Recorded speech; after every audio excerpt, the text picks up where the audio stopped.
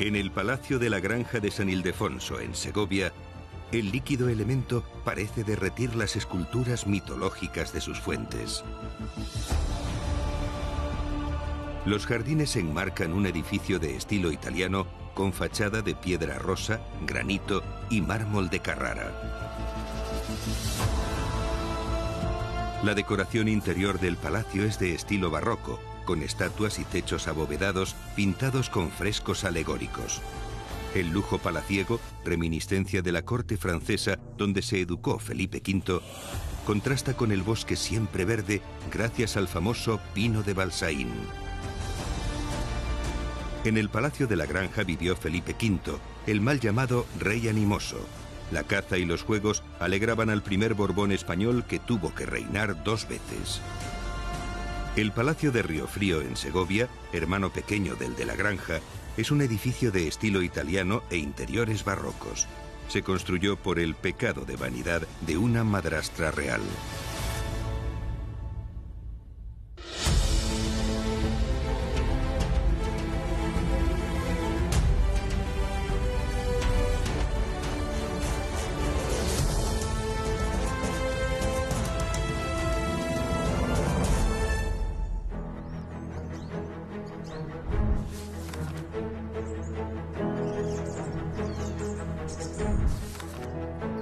El bosque de la Sierra Segoviana escondía en su interior un paraíso cinegético. Los arroyos descienden hasta la planicie. La riqueza en acuíferos fue el requisito imprescindible para que las fuentes de los jardines versallescos del Palacio de Felipe V tuvieran el suficiente abastecimiento de agua. Hoy, los espacios palaciegos ocupan un lugar casi tan extenso como la propia villa. El Palacio de la Granja se alza a los pies de la ladera norte de la Sierra de Guadarrama, en el real sitio de la Granja de San Ildefonso, a menos de 1 hora de Madrid. Felipe V no solo mandó edificar el palacio, sino que además, durante su largo reinado, realizó sucesivas ampliaciones hasta que lo convirtió en el centro de la corte, pero sus antecesores ya habían disfrutado de este real sitio.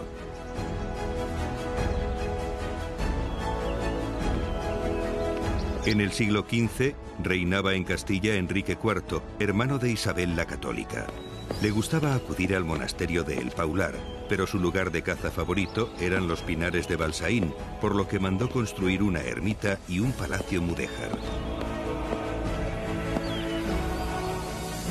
Desaparecido el palacio tras un incendio, los reyes católicos donaron las tierras a los monjes jerónimos.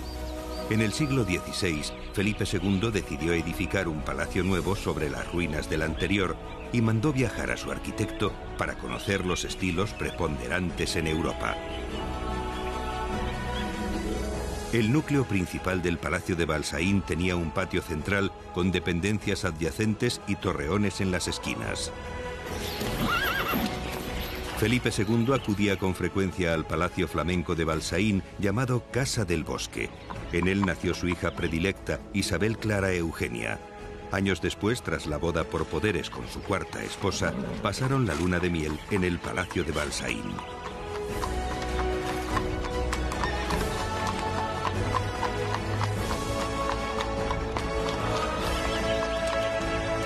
Un incendio destruyó el palacio 3 años antes del reinado de Felipe V y nunca se reconstruyó.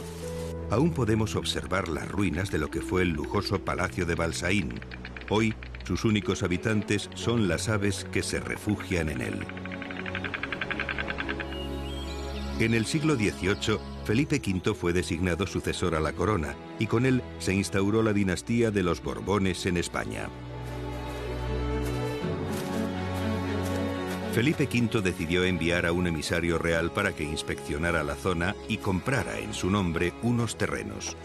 Curiosamente fueron los mismos que Isabel la Católica había cedido a los monjes de la Orden Jerónima y donde estaba el palacio de su hermano Enrique IV 3 siglos antes. Las tierras adquiridas junto a otras colindantes tuvieron la extensión necesaria para el emplazamiento del que en un futuro sería el Palacio de la Granja. A Felipe V y a su esposa les gustaban los paseos a caballo y practicar la caza en los montes de Balsaín. La vida cotidiana de los monjes consistía en el autoabastecimiento. Para ello solían contar con una extensión suficiente de tierras de cultivo y cría de animales para surtir de alimentos básicos a la comunidad religiosa que habitualmente se encontraba alejada de poblaciones cercanas. La casa conventual contaba con una granja, una hospedería y una ermita dedicada al arzobispo San Ildefonso, y de ahí viene el nombre que llevaría el actual Palacio de la Granja de San Ildefonso. La corona pagó a los monjes una renta anual de 1000 ducados y 100 fanegas de sal. Actualmente la ermita, reconstruida, permanece en los jardines palaciegos. Cuando comenzaron las obras, el asentamiento de los numerosos artesanos desplazados desde otros lugares dio origen a una villa que creció alrededor del palacio. Los arquitectos reales Carlier y Ardemans trabajaron sin descanso y la obra se terminó en 3 años. Felipe V recordaba con nostalgia su palacio de Marly en Francia, de ahí su semejanza con el palacio que se edificó en la granja, aunque siempre se le compare con Versalles. El edificio original era de planta cuadrada, con 4 torres en las esquinas, y en la fachada noreste estaba adosada la colegiata. El patio de la fuente es el eje central del palacio y está situado en el mismo lugar en donde se hallaba la antigua casa de los monjes. Con este palacio comenzó la gran empresa arquitectónica de los Borbones, que continuaría con otra obra de especial envergadura, el Palacio Real de Madrid. En el patio de la fuente, las galerías sobre los pórticos facilitan el acceso a las ampliaciones que realizó Felipe V en la granja. Como es lógico, Teodoro Ardemans, el arquitecto de Felipe V, trazó los planos del Palacio de la Granja en imitación del de Versalles, lugar donde había nacido y se había criado Felipe V. Pero la traza definitiva del palacio se debe a Carlos III. Cuando se añadieron la Capilla Real, se añadieron la Casa de las Damas, es decir, que actualmente es la sede del Museo de Tapices, y también la Gran Casa de Oficios, que completa el conjunto arquitectónico del Palacio de la Granja.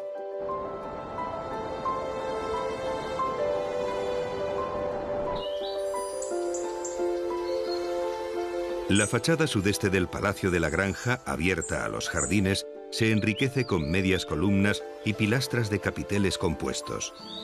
El contraste de la piedra rosa de Sepúlveda, el granito de las canteras de la Sierra de Guadarrama y el mármol italiano de Carrara rematan el efecto óptico. El frontal superior del ático está sostenido por esculturas de las 4 estaciones. Entre estas estatuas hay 2 medallones tallados en altorrelieve con alegorías mitológicas que representan a Felipe V como Marte, el dios de la guerra, y a su esposa Isabel de Farnesio como Minerva, la diosa de la sabiduría. Sucesivos arquitectos llevaron a cabo la realización de esta fachada que, aun siendo de traza italiana, no deja de tener ciertos aires de estilo inglés y francés. Debajo de los balcones principales se observan mascarones tallados de gran tamaño.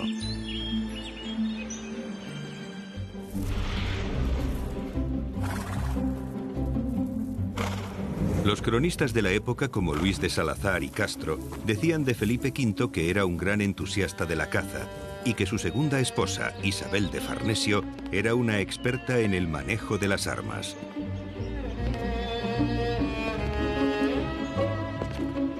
El Palacio de la Granja, como otros que hay en la Sierra Madrileña o en otras sierras, pero bueno, particularmente la madrileña porque está lo de la capital, nace también como el centro de caza, de recreo, para la casa del rey.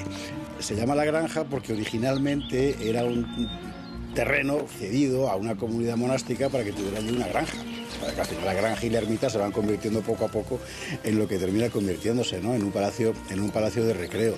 y es en el siglo XVIII, particularmente con Felipe V, cuando además empieza a convertirse ya en sede de verano de la corte durante mucho tiempo. Una época en la que realmente la política se hacía en la granja, que por otra parte es un lugar realmente maravilloso. Claro, es que en el verano castellano, en la granja se está fenomenal, y solo a 25 kilómetros estás ya en una estepa ardiente, ¿no? La granja es un paraíso.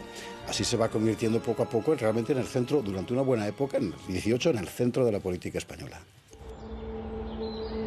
Dicen que Felipe V no se llevaba bien con el agua por su deficiente higiene, pero anécdotas aparte, sí quería que los jardines del palacio tuvieran fuentes con juegos de agua. Los arroyos que entre la vegetación descienden de la sierra fueron reconducidos y se modificaron sus cauces uniéndolos con la intención de acercar el agua al Palacio de la Granja. A 1 kilómetro se construyó un embalse con forma irregular que por su gran tamaño se conocería como el Mar. En la orilla está la Casa de la Góndola, donde pernoctaban las aves acuáticas y se guardaba la góndola que Felipe V utilizaba para pescar. El Puente de los Suspiros, conocido como el Tranvía, es una reconstrucción del original realizada a mediados del siglo pasado.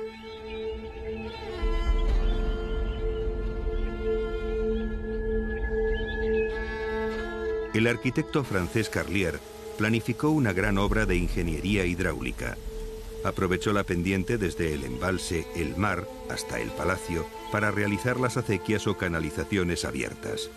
Las bifurcaciones establecían un circuito del agua y el caudal se controlaba mediante el uso de partidores de piedra y compuertas metálicas.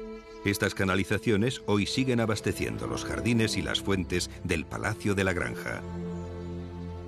Como dijo en el siglo XVIII el gran teórico francés de la jardinería Antoine de Salière, si uno se va a vivir al campo es para poder tener un jardín magnífico.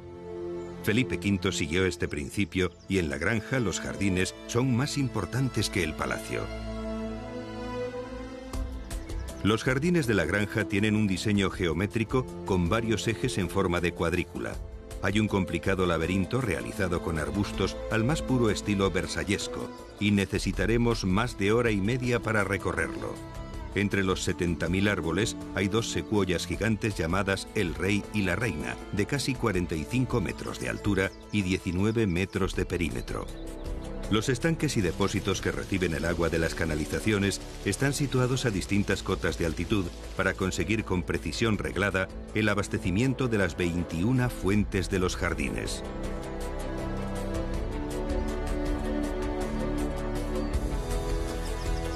Es sorprendente que en el siglo XVIII la habilidad de Carlier hiciera posible una conjunción tan perfecta entre la ingeniería y el arte escultórico, todo ello en un escenario en plena naturaleza que, siguiendo las instrucciones de Felipe V, debía integrar el conjunto palaciego en el entorno. Las esculturas de las fuentes, construidas con plomo para prevenir la corrosión, están pintadas en color bronce y representan escenas de la mitología clásica. Entre estas fuentes del Palacio de la Granja, Carlos III pensaba incluir la famosa Fuente de las Cibeles, pero la remodelación del Paseo del Prado determinó a última hora un cambio de emplazamiento de la diosa al centro de Madrid. En un estanque rectangular, la Fuente de Neptuno tiene 3 grupos escultóricos. Neptuno cabalga sobre un carro de conchas marinas tirado por caballos, tridente en mano. La Fuente de la Fama tiene un surtidor que alcanza los 47 metros. Cuando se activan los gigantescos chorros de agua, cautivan a los sorprendidos espectadores. Las diferentes alturas de los surtidores hacen necesario que la presión del agua sea independiente en cada una de las fuentes. La Fuente de los Baños de Diana es la última construida y la única que tiene un carácter arquitectónico. A los pies de la diosa cazadora Diana está Acteón, convertido en perro como castigo por haber visto desnuda a Diana mientras se bañaba. Cuando Felipe V asistió a la inauguración dijo: 3 minutos me has divertido y 3 millones de reales me has costado. Las fuentes necesitan unos 9.000 metros cúbicos de agua por hora, la misma cantidad que se consume en la ciudad de Segovia. Felipe V heredó el trono porque el rey español Carlos II, el hechizado, murió sin descendencia. Francia apoyó a Felipe, nieto del rey Sol francés, pero Austria era partidaria del archiduque Carlos de Habsburgo. En España esta división entre partidarios de Borbones y Austrias desencadenó la Guerra de Sucesión. Por la escalera principal del Palacio de la Granja, exponente del barroco español, se accede a la Sala de Alabarderos. La Guardia Personal de Protección del Rey data del siglo XVI. Fue creada por Fernando el Católico y sus sucesores fueron reorganizándola, pero en 1707 Felipe V reunió varias compañías y creó la Guardia de los Alabarderos. La sala está decorada con cuadros de batallas de héroes que concuerdan con la valiente participación de Felipe V en las guerras que libró, en contradicción con su carácter depresivo.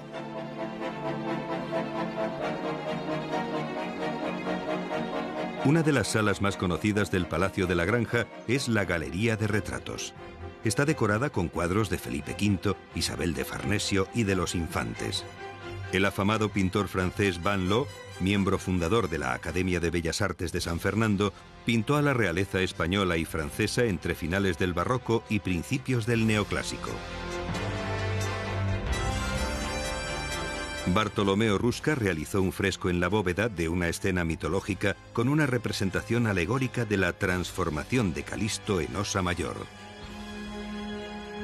88 años de historia nos contemplan desde esta reproducción del cuadro de la familia real pintado por Van Loo, Felipe V, su esposa Isabel de Farnesio, su hijo Luis, toda una dinastía que gobernaría de forma directa o por matrimonio media Europa. El futuro rey de España, Carlos III, y debajo de la corona real, las infantillas, nietas de Felipe V. El original de este cuadro se encuentra en el Museo del Prado. Pero, ¿cómo era la auténtica personalidad del rey que mandó construir este palacio? Felipe V es un rey sobre el que caben demasiados juicios contrapuestos, porque además él mismo era una persona en sí contrapuesta, pues tenía una enfermedad mental seria que le acompañó toda su vida. De hecho, hubo un momento en que abdicó. Su reinado, que es muy largo, se está partido en dos porque abdicó porque estaba mal de los nervios.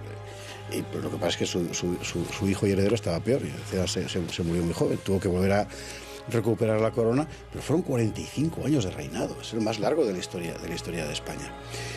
Y tuvo que hacer algo realmente complicadísimo, que era convertir lo que había estado a punto de ser una potencia en decadencia, que era el caso de España, pero que aún seguía siendo una gran potencia. De hecho, por eso se partieron la cara por quedarse con nuestra corona durante la Guerra de Secesión, franceses e ingleses, ¿no? Convertirla en algo que volviera a pintar en el escenario europeo, sin, por otra parte, perder de vista que a partir de este momento ya estábamos vinculados a Francia por pactos de sangre, los pactos de familia que se llamaron, con los Borbones de allá y los Borbones de aquí. Bueno, la verdad es que después de casi medio siglo de reinado, el balance objetivo creo que es muy positivo, fundamentalmente por lo siguiente, porque era un monarca profesional, es decir, era alguien que sabía que su verdadero mérito iba a estar en saber elegir a quién tenía que hacer la política. Y él siempre supo elegir bien a sus colaboradores, Alberoni, Patiño, en fin, realmente eligió siempre muy buena gente. Y es verdad que llegado al mediado del siglo XVIII, España era realmente una gran potencia otra vez. El fresco de Apolo dando muerte a la serpiente Pitón de Bartolomeo Rusca cubre la bóveda de la pieza de comer. Los cuadros alegóricos representan los 5 sentidos: el oído, el tacto, el gusto, el olfato y la vista. El oratorio de la que antiguamente se conocía como pieza donde se dice la misa es portátil. El mobiliario es de estilo Luis XIV, llamado así en honor al abuelo de Felipe V. El dormitorio de sus majestades es la pieza central del Palacio de la Granja. La cama tiene colgaduras de damasco italiano ricamente bordadas. Felipe V, llamado el Rey Loco, sufría un grave trastorno mental y el material anecdótico de su locura es inagotable. Obsesionado por la idea de morir en pecado mortal, decidió que su confesor debía estar en su alcoba para poder confesarse en cualquier momento. Temía ser envenenado con las camisas, por lo que usaba las de su esposa Isabel de Farnesio. Había que cambiar las cerraduras de las habitaciones para evitar que el rey se escapara de palacio. Felipe V dormía de día y recibía a los ministros y embajadores de madrugada en sesiones que duraban varias horas. El gabinete de la reina evoca la fuerte personalidad de Isabel de Farnesio. La princesa de los Ursinos, enviada por el abuelo de Felipe V desde Francia, tenía un lugar preponderante en la corte española. Una anécdota cuenta que tras la muerte de María Luisa de Saboya, primera esposa de Felipe V, la nueva reina Isabel de Farnesio, dispuesta a romper la influencia de la princesa de los Ursinos, decidió enviarla al destierro sola, en mitad de la noche, y portando como único equipaje la ropa que llevaba puesta. Esta sala era el tocador de la reina. La lámpara fue realizada en la Real Fábrica de Cristales de la Granja. Isabel de Farnesio procuró que su inquieto marido tuviera siempre la diversión asegurada. Felipe V utilizó el Palacio de la Granja para evadirse de los graves problemas mentales que le aquejaron en la segunda parte de su vida. Probablemente Felipe V tuvo un trastorno bipolar que hacía que le llevaban de momentos de enorme actividad a momentos de apatía terrible. Las dos actividades más lúdicas que desarrolló Felipe V en la Granja fueron, por un lado, en el interior, la relojería. Era un experto artesano en la reparación de relojes y a ello dedicaba bastante tiempo. La segunda actividad lúdica fundamental que hacía era el paseo por los jardines, por esos jardines que le recordaban los de Versalles, donde había nacido y había transcurrido su infancia. Felipe V introdujo el juego del Mayo, que era muy popular en Francia, en España, y a él dedicó gran parte de su actividad. Esta era la actividad preferida de Felipe V y, de hecho, no solo en la Granja, sino también en el Buen Retiro de Madrid, transcurría horas jugando a este juego que a partir de entonces fue popular también en España. En la actualidad, después de numerosas reformas, se ha conseguido que la mayoría de las salas vuelvan a exhibir la decoración original. En la Sala de las Conchas está la Fuente de Galatea, que representa a la diosa griega Anfítrite, esposa del dios del mar, Poseidón. Una de las esculturas originales y más valiosas es La Fe Velada, del escultor italiano Corradini, regalo del cardenal Acquaviva a Isabel de Farnesio. Las salas de la planta baja albergan la colección de esculturas de la reina Cristina Suecia, adquirida por Felipe V y su esposa. La mayor parte de las esculturas originales están en el Museo del Prado y las otras son vaciados de yeso, como esta figura de Clitia. A los 4 continentes hasta entonces conocidos se dedican 2 salas. Hay 2 mujeres semidesnudas en la bóveda alegórica de África y América.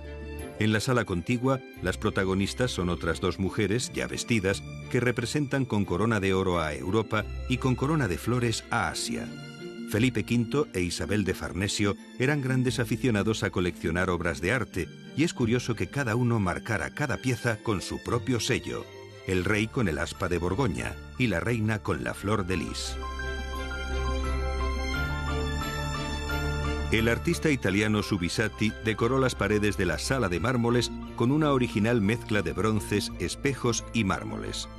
El estuco dorado sobre fondo blanco cubre la bóveda que representa el rapto de Europa por el dios romano Júpiter, padre de dioses y hombres.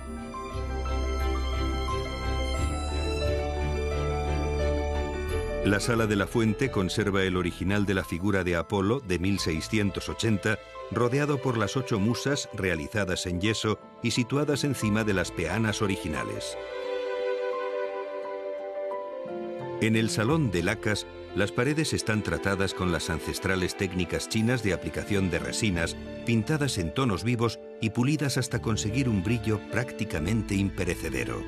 La decoración oriental estaba muy de moda en Francia en el siglo XVIII y Felipe V nunca olvidó su ascendencia francesa, incluso en las relaciones internacionales.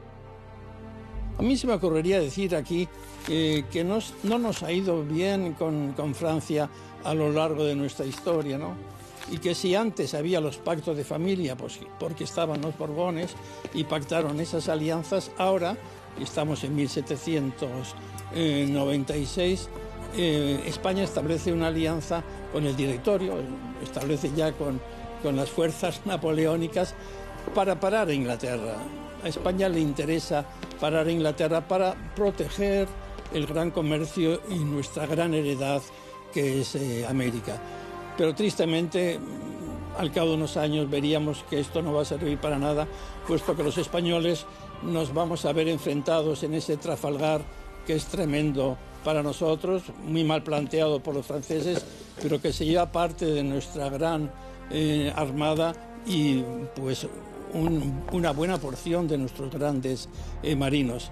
Y ahí empieza ya el adiós a América con Trafalgar.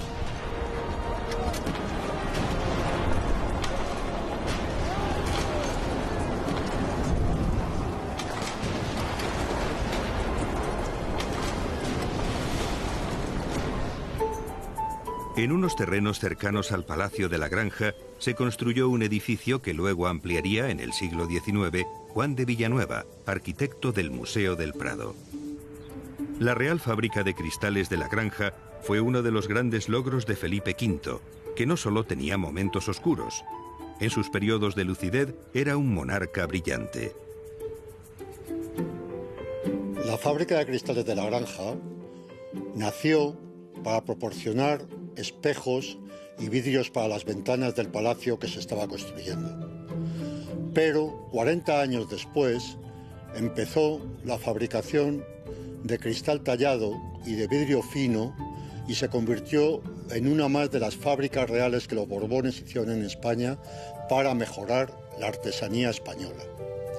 A la muerte de Fernando VII cesó la producción de vidrios y a partir de 1982 se ha constituido en el edificio, magnífico por cierto, de la Fábrica de Cristales de la Granja, el Museo del Vidrio y una escuela de vidrios artísticos.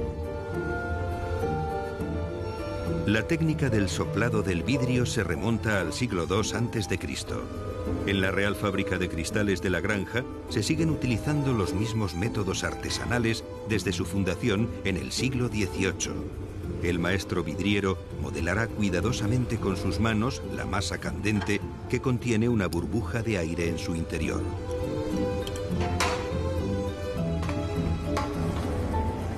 La pieza se introduce en el molde con la caña hueca. Soplando a través de ella y aplicando más calor, el cristal se dilatará adquiriendo la forma del recipiente.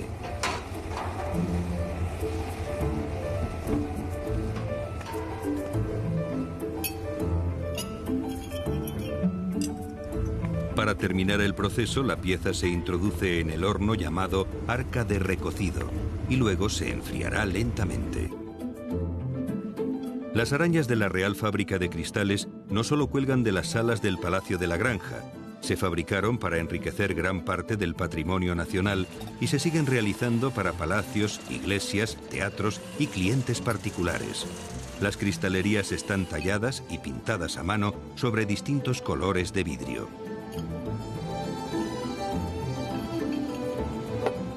En el desarrollo histórico de la Real Fábrica hubo dos grandes avances. Con Carlos III se logró el vidrio plano y la posibilidad de crear lunas de espejos de casi 7 metros cuadrados. Y con Carlos IV y Fernando VII se inició la fabricación de recipientes de botica, utensilios ópticos, objetos de mesa, adorno y cristalerías.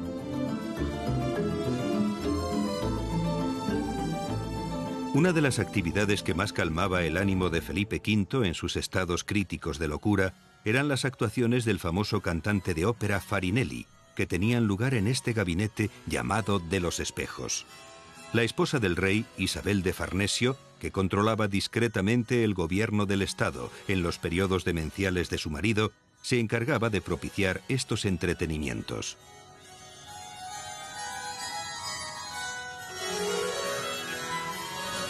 En un pabellón anexo al Palacio de la Granja está la Casa de las Flores. Hoy en día, varias veces al año, la música que deleitaba a Felipe V inunda esta estancia y los espectadores pueden revivir durante estos conciertos el ambiente palaciego dieciochesco. La ley sálica, instituida por Felipe V, prohibía reinar a las mujeres. En 1789, Carlos IV redactó una pragmática para abolir esta ley de tradición francesa, pero nunca la publicó. En 1830, Fernando VII, en este palacio, garantizó con su firma el reinado de las mujeres. Restituida la antigua tradición castellana por la que las primogénitas reales podían reinar en España, heredaría el trono Isabel II. Fernando VII, con su decisión, no solo dejó fuera de la corona a su hermano Carlos María Isidro, sino que provocó una guerra civil. Al morir Fernando VII, Isabel II reinó bajo la regencia de su madre María Cristina. El hermano del rey se coronó en el exilio como Carlos V con el apoyo de parte del ejército. Este fue el inicio de las guerras carlistas, pero el abrazo de Vergara supuso una tregua. La Real Colegiata de la Santísima Trinidad en la Granja de San Ildefonso era en un principio la capilla de la antigua residencia de los monjes. Felipe V quiso realzar su importancia convirtiéndola en una pequeña catedral adosada a la parte central del palacio. La decoración interior se realizó en tiempos de Carlos III.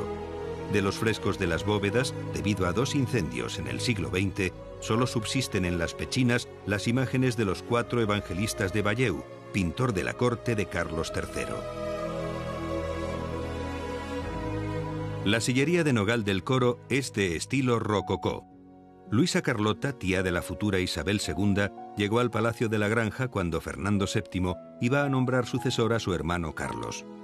Considerando responsable al ministro Calomarde, Luisa Carlota le dio una bofetada. Él, viéndose descubierto, respondió con la famosa frase: «Manos blancas no ofenden». Y dicen que ella respondió: «Pero hacen daño».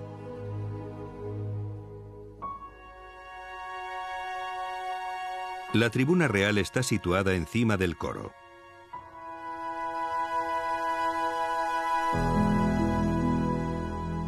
El retablo del altar mayor representa a los santos patronos de la familia real.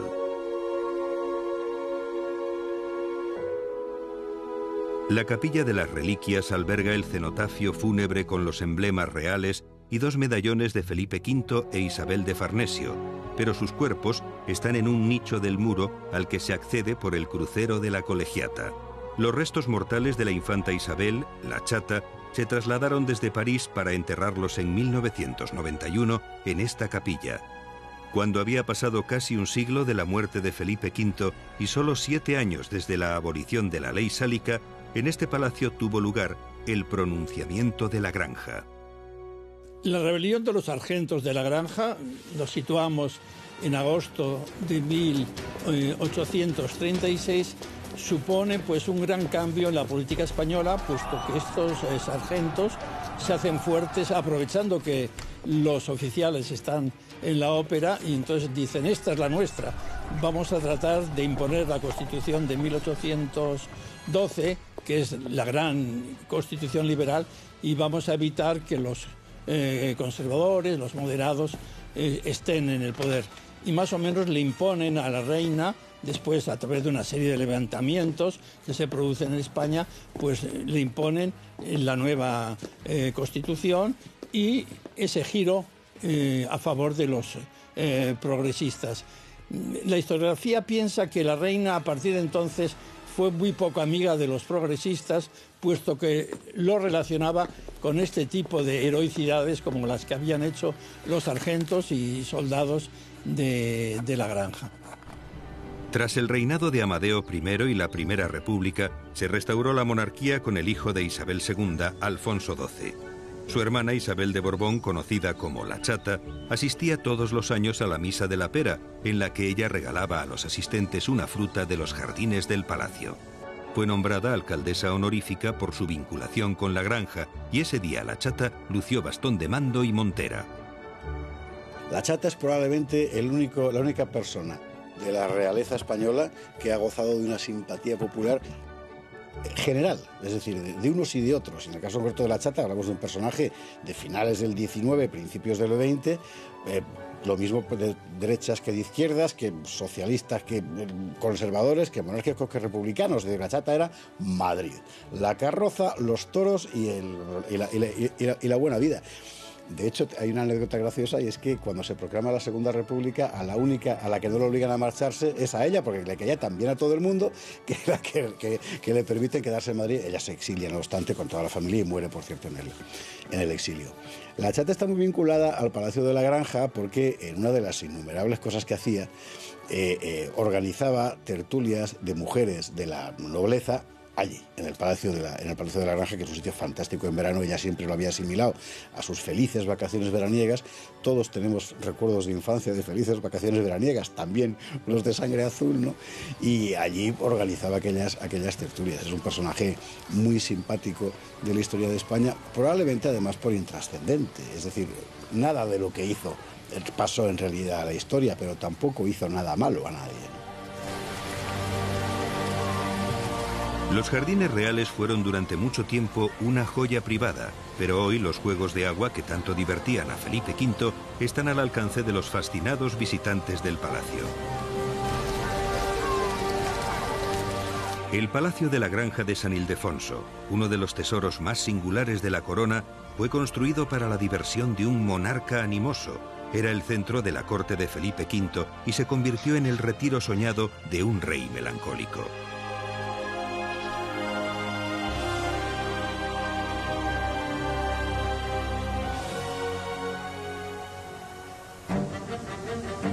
En el bosque de Riofrío, la reina Isabel de Farnesio soñó con un palacio de color rosa con ciervos y gamos en libertad.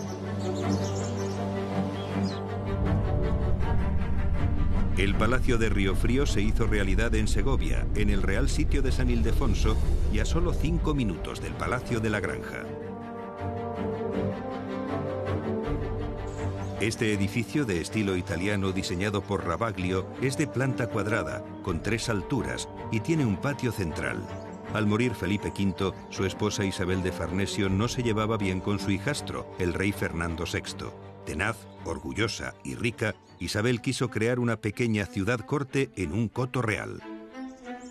Isabel de Farnesio tiene una personalidad mucho más rica y más poderosa que la de Fernando VI. Fernando VI pues, fue un hombre débil, pero su reinado no fue malo, puesto que alejó a España de las guerras. Es un hombre que trataba de evitar a toda costa las guerras, y es de recordar también pues, su amor por Bárbara de Braganza. Pero bueno, fue un matrimonio, entre ellos se quisieron mucho, pero bastante singular, bastante retraídos, y no es ese poderío y esa firmeza que exhibe Isabel de Farnesio, de la cual yo estoy enamorado. Incluso físicamente era bastante guapa, a pesar de que tenía unas viruelas de niña que con el tiempo lo superó, y probablemente con los pintores reales, que ya cuidó mucho. Meléndez es su gran pintor, el tío del que luego fuera gran bodegonista, y hizo retratos estupendos de Isabel de Farnesio, que cuidaba todos estos detalles, de tal forma, y esto conviene que los españoles lo sepamos, que probablemente la corte de ese momento de España, estamos en 1750, estamos en mitad del siglo XVIII, es la corte quizá más prestigiosa y más admirada de Europa, por todos estos datos que ha aportado. La música, los conciertos, los museos, los cuadros, los pintores de un lado para otro, el interés por las humanidades. Es en buena medida una gran corte y muy admirada por todos los europeos. El patio central, labrado en granito, está recorrido en todo su perímetro por un pórtico y tiene 4 pequeños patios en las esquinas. La fuente de inspiración la encontramos en el Palacio Madama de Turín y en el Palacio Real de Madrid. Isabel de Farnesio quería compartir el Palacio de Riofrío con su hijo, el infante Luis Antonio, al que se le reservaba el ala oriental de la planta noble. El resto del edificio eran las estancias de la reina. La escalera principal es de tipo imperial, realizada en piedra caliza, y está estructurada según el orden corintio con 2 ramales enfrentados en torno al zaguán.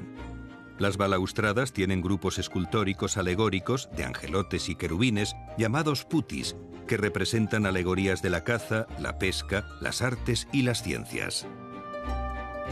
En este comedor de gala, Isabel de Farnesio nunca tuvo invitados a cenar, porque no vivió jamás en el Palacio de Riofrío.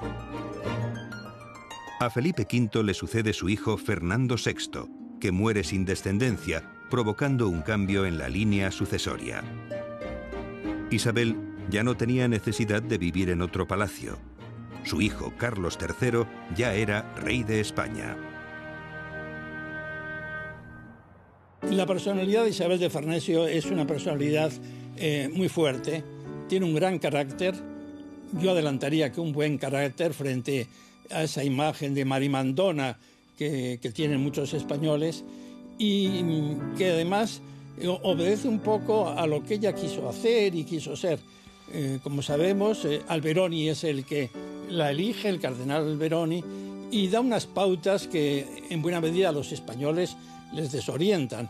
Es de Parma y piensa que es suave como la mantequilla, le llamaban la parmesana, e inmediatamente ella exhibe su carácter, su decisión. Por otro lado, es una mujer enormemente culta, ha tenido una formación exquisita en su corte de Parma, en humanidades, hablaba bien 4 o 5 idiomas, muy aficionada a las artes, muy aficionada a la música, trae a Farinelli a España, y yo creo que es una de las mejores reinas que ha tenido España. Hemos ponderado a Isabel de Farnesio en su formación humanista, en su gusto por las artes, en su situación, en su personalidad como coleccionista. Ella y su marido tenían una colección de 1.200 cuadros y notabilísimas esculturas que hoy podemos contemplar. Pero también, por lo que se refiere a su actuación política, es de primerísima magnitud. Más allá de tratar de colocar a sus 7 hijos en distintos estados soberanos de Europa, y lo consiguió en buena medida, pero en España hizo que su marido, en buena medida, se encargara más de las tareas de gobierno que lo que había ocurrido antes. Esa depresión que tanto le agobiaba y que le retiraba del trato con los cortesanos y con todo el mundo, ella le saca adelante de muchas de estas crisis, y ella manda mucho, y yo pues no me duele en prendas decir que manda bien. Pertenece también a una tradición admirable que son los Farnesio, los Farnese en Italia, que además están en la historia de la gran cultura y de las grandes bellas artes. Esta sala de servicio al comedor ha sido remodelada. Se ha reparado el montaplatos original, que con un sistema de poleas subía las viandas semipreparadas de las cocinas para que fueran servidas en el comedor de gala. También facilitaba la retirada de la vajilla después de los banquetes. El carácter de Isabel de Farnesio traspasaba fronteras. El rey Federico II de Prusia dijo de ella: tiene la soberbia de un espartano, la tozudez de un inglés, la sutileza italiana y la vivacidad francesa. Nada la sorprendía, nada podía detenerla. El Palacio de Riofrío tiene una historia interesante, porque este lo construye Isabel de Farnesio mientras espera a que su hijo herede el trono. Y no va a ser así. Entonces se manda a hacer un palacio fuera, lejos, ¿verdad? Mientras la cosa llega. Finalmente la cosa llega y Isabel no llega a vivir allí. Así que el Palacio de Riofrío queda prácticamente desierto durante un montón de tiempo. De hecho, cuando ves la planta no está acabado, se ve que es que le falta un trozo, ¿no? Es muy bonito, el estilo del 18, así, es más italiano que francés, es una preciosidad de palacio. Y como tantos otros, se va a convertir al final en refugio de caza. Y bueno, los refugios de caza de nuestros reyes pues no son la pequeña cabañita en el fondo del bosque, sino que son estos maravillosos palacios que tenemos alrededor de Madrid, incluido el del Riofrío, que tiene una historia interesante, y es que Para limpiar las arañas de las lámparas, se empieza por una y están día tras día limpiando, y cuando llegan a la última hay que volver otra vez a la primera, de tal forma que siempre se están limpiando las arañas del Palacio de Riofrío. Hubo que esperar a 1843 para que otra Isabel, esta vez no como consorte, sino como reina proclamada con solo 13 años, guiara los destinos de España. Isabel II no visitó con frecuencia el Palacio de Riofrío. Fue su esposo, Francisco de Asís de Borbón, quien decidió amueblar y habilitar las estancias para pasar aquí largas temporadas de caza.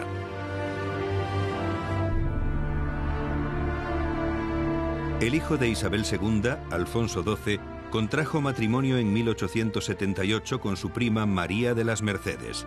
El recorrido hasta el Palacio Real se hizo en una carroza de caballos y la multitud los aclamaba, pero la felicidad duró poco. Mientras las salvas de los cañones anunciaban su 18 cumpleaños, la reina María de las Mercedes recibía la extrema unción. Abatido sobre la cama francesa con dosel carmesí de este dormitorio real, Alfonso XII se encerró para llorar la muerte de su esposa como hombre y no como rey. El monarca viudo sufrió el duelo en el Palacio de Riofrío.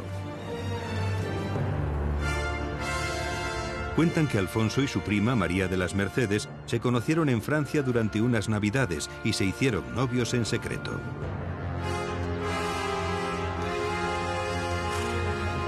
Años después, mientras paseaban por París, María de las Mercedes vio en el escaparate de una joyería una pulsera. Alfonso preguntó el precio y al ver que no llevaba dinero suficiente, le dijo a su novia: «Cuando sea rey te la compraré», aunque no se sabe si llegó a hacerlo. Un año después de la muerte de María de las Mercedes, para garantizar la sucesión al trono, Alfonso XII volvió a contraer matrimonio con María Cristina de Habsburgo, conocida popularmente como Doña Virtudes. Con ella tuvo 2 hijas y un hijo póstumo, el futuro Alfonso XIII, pero nunca olvidó el gran amor de su vida.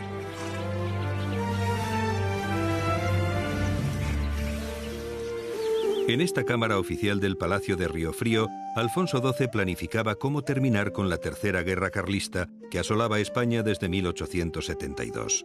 4 años más tarde, el rey volvía victorioso del frente y era aclamado en Madrid. La Primera Guerra Carlista se había iniciado cuando su madre, Isabel II, era aún una niña. Esta sala, llamada de los 150 cuadros, representa la vida de Cristo y era el dormitorio del padre de Alfonso XII. Francisco de Asís, consorte de Isabel II, pasaba largas temporadas en el Palacio de Riofrío cazando. El oratorio, que estaba oculto, ha sido restaurado reponiendo todas las piezas que lo adornaban originariamente.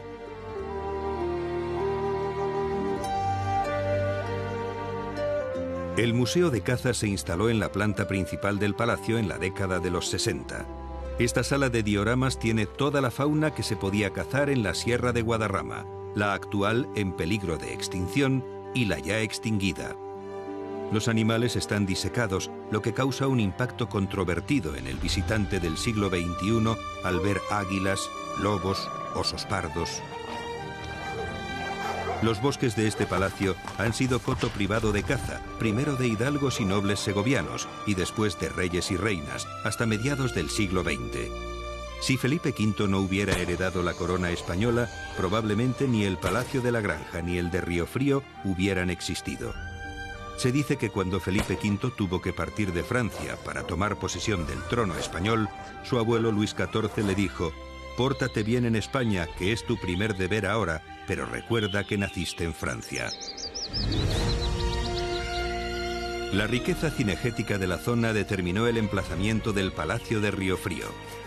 El recinto está totalmente cercado por una alta valla de piedra donde multitud de ciervos y gamos corren en total libertad por el bosque de encinas, fresnos y robles que circunda el Palacio Rosa de la reina Isabel de Farnesio.